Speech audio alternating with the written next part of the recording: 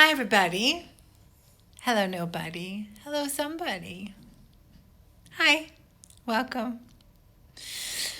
So I was working, and I looked at the clock, and it was 4:28, and I thought I gotta do my live lesson. Look at this. So here I am. How are you? How is everybody? How was your weekend? Who did something fabulous this weekend? Hopefully safe and indoors that they want to share. Who did something fabulous? I did something fabulous. I always do something fabulous. I spent 6 hours on my hair, as you can see. I'm going to move Instagram a little closer to Facebook. Someone knitted a lot. That's great. And what else? Hey, Alana from South Carolina, or is it North Carolina? I don't know. Hi, Audrey. Welcome. So, cooked Indonesian food. Yum. Nice. There's probably people from Bali watching today. So, welcome. For this lesson, family returned home safely from India, repatriated. Well done. That's great. If they're repatriated, they are going back to their home country. Bought a lot of tools. Yay. Long video chat with my dad because of his birthday. Congratulations. Happy birthday, Dad. Your dad. Okay. So, what I want to do today is I want to teach you some advanced grammar because I think you're ready. This is live lockdown lesson number 16. 16. All right. So maybe we're halfway through. Maybe we're almost done. Maybe we are 1/10 of the way through. Because I'm not sure how long we're going to be in lockdown in the Netherlands where I live. We have what's called intelligent lockdown, meaning we should be smart and think about what we're doing, which means staying inside. But I don't know how long we'll be doing this, but I'm committed to doing it for quite a while. So today I want to teach you a very, very, very important thing about English grammar that people mix up all the time, and that is, what is the difference between if and when? When do you use if? And when do you use when? Because they're so different in English, so different, and different than how they're used in a lot of other languages. So who can tell me the difference between if and when? I'll wait. I'll wait for your genius brains to come up with an answer.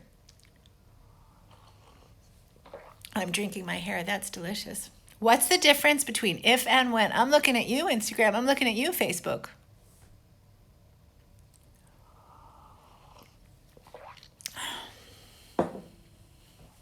That's true, Hendrika. When seeing the emotional state the healthcare workers are in, we can manage this lockdown. That is absolutely true. We can get through anything because we are all in this together.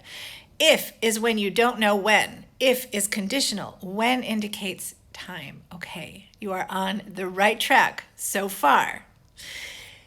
So if is for a hypothetical situation. You do not know if something is going to happen or if something is not going to happen. For example, if it rains, I will cancel my picnic. If it rains, I will cancel my picnic. That means I don't know if it's going to rain or not. I don't know. Do I look like a weatherman? I don't think so. But when it rains, you get wet. When it rains, it's good for the flowers. When it rains, you should have an umbrella with you. And there's a really big difference. If is hypothetical. You don't know if it will happen or not. And when means you know for sure it's going to happen. You just don't know exactly when. You cannot pinpoint it on your calendar. So that's the difference. The difference, if it rains, I will cancel my picnic. When it rains, you get wet. That's how we're starting. But we got lots more to do, because we're going to talk about the conditionals. That's kind of advanced grammar, but I think you can handle it because I made you something in one minute ago. This is what we're doing today. Instagram, I'm going to turn you around. Turning you around. Okay. I hope you can see this. Hi, Vera on Facebook. Okay. So I hope you can see this. We have 3 kinds of conditionals. I don't know what you can see. We have 3 kinds of conditionals. I actually have 4, but I'm only going to teach you 3 because 1 you don't need to know about right now.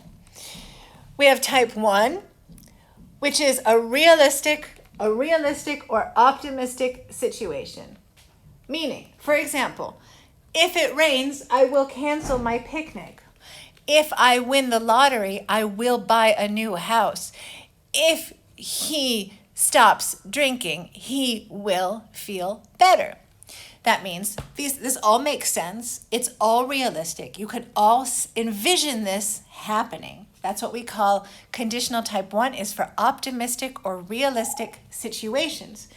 The formula, I want you to remember this as a magic formula, is if plus the present simple, so if it rains, and that leads to can, will, or may. Can has to do with ability. For example, if you work out every single day, you can lift more weight at the end of the year than at the beginning. Can is ability. If you study French, you can speak French. Maybe. I don't know. Will is like a promise. If I have time, I will help you. And may has to do with authority or permission. So if you have a driver's license, you may drive. You may not park here if you don't have a parking permit. So may is permission or authority. Can is ability. And will is like a promise. But let's say the situation changes and you're a little bit doubtful. So then we would say conditional type 2, which is if plus the past simple. So if you stopped smoking, you would feel better. So if plus the past simple, the can, will, and may changes to could, would, and might. So this is what we use when we're giving advice. For example, if you went to the gym more often, you would have more energy. If you studied more at school, you would do better on your tests. If you worked out with a trainer, you could lift more weights than on your own, for example. And this is also used for speculation. For example, if you won the lottery, what would you do with the money? Or what would happen if I pressed this red button if I'm on the tour of the White House, which will never happen. But if I press this button, what would happen? And this is also used for giving advice. For example, if I were you, I would do that, or I would go to that restaurant, or if I were you, I would listen to that album, or if I were you, I would go to my free webinar, which is coming up in April. I'll tell you more about that tomorrow. And you'll notice when we give advice in English, we say, if I were, if I were, if I were you, I would. And I were never exists ever unless it's combined with an if. So if I were you, I would. Now, how weird is that? I were. So if you think normally like yesterday, I was happy, I was busy, I was tired, I was hungry. But if I were you, so when you put an if in front of it, I was becomes I were. And it's the only time you will see I were in English. Isn't that fun? Okay. Moving on. This is like months later in grammar school. I'm really trying to get through this as fast as I can, which is much too fast, I'm sure. You can watch the replay if it downloads to my phone. Type 3 conditional is when you are looking back and it's too late to change. So type 1 is looking ahead and feeling optimistic. So if I have time, I will help you. Type 2 is looking ahead and feeling doubtful. If I had time, I would help you. Type 3 is looking back. You are looking back on a situation you can no longer change, and that is if I had had more time. Yes, that's correct. Had. It's called the past perfect, which is had plus the third form or the past participle of the verb, had been, had chosen, had spoken. So if I had had more time, I would have helped you. But I didn't have time, so I didn't help you. And this is what we use when we, excuse me, when we look back on a situation that is too late to change, often with a feeling of regret or nostalgia. So if I had studied French at school, I would have spoken more French today, but I didn't, so I don't, which isn't true. Okay, the formula is if plus the past perfect. So had been, had chosen, had gone leads to could have, would have, or should have. So could, would, and should plus the present perfect. So that's the real difference with the if, is according to how you use it, you can express different things. If I have time, I will help you. If I had time, I would help you. If I had had more time, I would have helped you. So if I win the lottery, I will buy a new house. If I won the lottery, chances are small, I would buy a new house. And if I had won the lottery, I would have bought a new house, but I didn't win, so I didn't buy it. That is it. I'm going to show you this one more time for your screenshot. I don't know where the camera is on my on my phone. And that was 6 months of grammar in 12 minutes or less. Are you still alive? Are you still alive? There's a lot of information on this. It's also in my courses and in my ebook. And I just announced, I think an hour ago, on April 16th, I'm doing a free webinar. You can sign up on my website. It's a free webinar. It's an hour. I'm offering it 3 times that day, so it's going to be a very busy day. It'll be at 10 in the morning, 1 in the afternoon, and 7 at night. Oh, thanks. I love the way you explain it. Thank you. Thank you. I really love taking complex grammatical structures and making them really easy and fun to learn. That's kind of like what I do and what I love doing. I miss you too. I miss you a lot. I hope you're doing well. Love to your family. I was too fast okay, Paula on Facebook, sorry, I was too fast for the screenshot. I'm going to show this again. I hope you can see it on Facebook. That was for my Facebook friends. And grammars can be very complicated. And when people start working with me, then they realize, oh my God, there's so much to learn. There's so much to learn, especially when you get into the details of the subtleties and the fine tuning of your English so that you can interact anytime, any place in the right way with anybody. Okay, Paula, I'm glad it worked out. Okay, so who has questions for me? Now that you've survived the fastest grammar lesson ever. Who has a question for me? What do you struggle with in English? Tell me what you find difficult so I can include it this week. I'm drinking water because I've been working a lot today. Do you know this is water because it says H2O in the bottle? It's not vodka. It's vodka.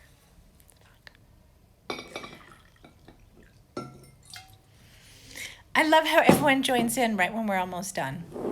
So what do you find difficult in English? There's people who are watching from all over. I wave to all of you.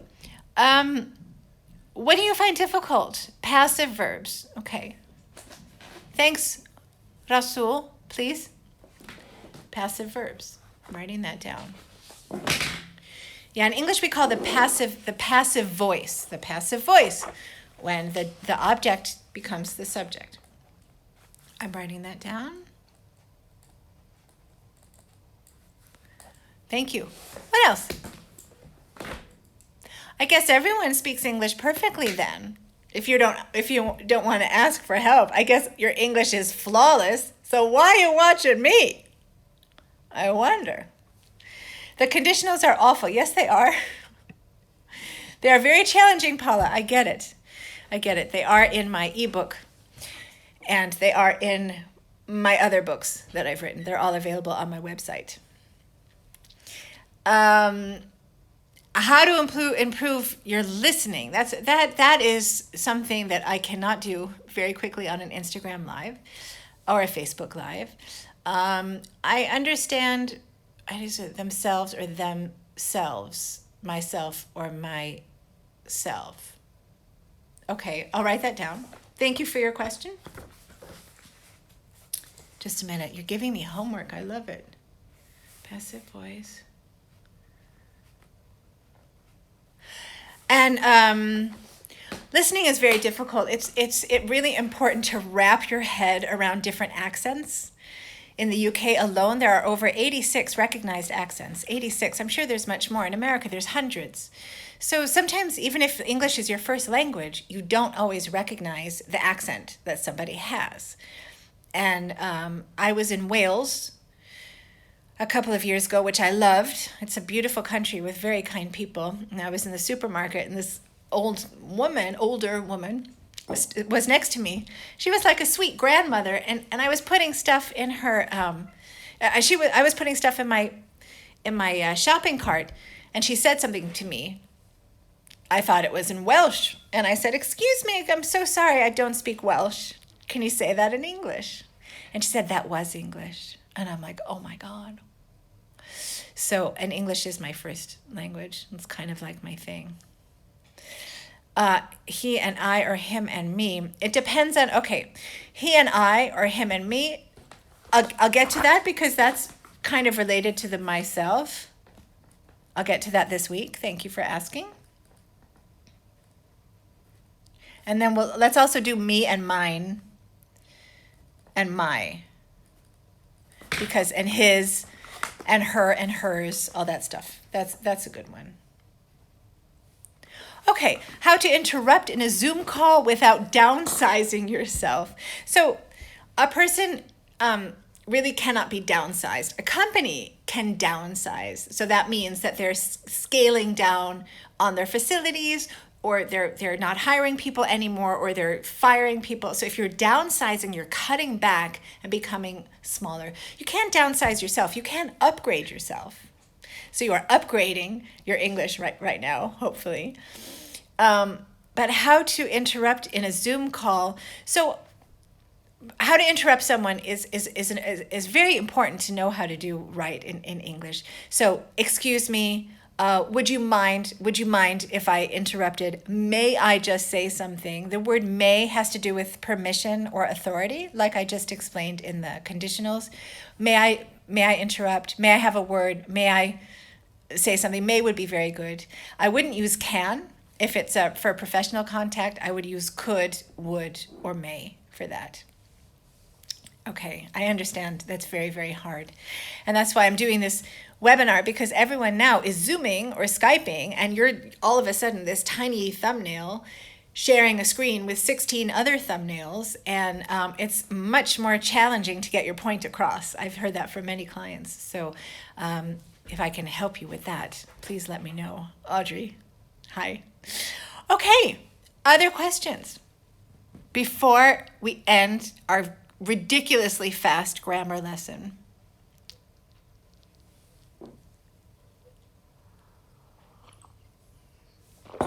Let me check Facebook. Hi, Facebookies. Does anyone have a question for me? Oh, Audrey has already signed up for the webinar. That is fantastic. Thank you. So I'm going to put it in my Instagram bio, and I'm going to put it on my Facebook page as a pinned post, probably tomorrow. I'm doing it 3 times because space is very limited, because I want it to be interactive. It's called Communicate with Confidence. It will be April 16th at 10 o'clock in the morning, 1 o'clock in the afternoon, and 7 o'clock at night. And it's free. Even if you can't make it, it will be recorded and I will send it to you. So please sign up even if you can't make it. And I'm doing this for free because, again, I really want people to communicate better, especially in these challenging times when we're all Zooming and becoming tiny, tiny little thumbnails. So I have to put that in my Instagram bio after. We just launched it an hour ago. So I have to change my Instagram bio, but it will be on there and after this call. Okay, other questions? Oh, you're an excellent teacher. Well, thank you so much. You're an excellent student. Okay, my darlings, this one is going to be a short one because it's a very strange week. But again, if you have other ideas, slide into my DMs. Let me know how I can help you. We will do this again tomorrow at 4:30. Again, hopefully I will remember to do an Instagram countdown timer because I forgot. I tried to do the countdown timer and Instagram was like, no, it starts in 1 minute. You can't do a countdown timer for 1 minute. So I hope you all have a great day and be well and be kind to other people and animals and the world. And I will see you all mañana. Hasta mañana. See you tomorrow. Thanks for joining in. Bye.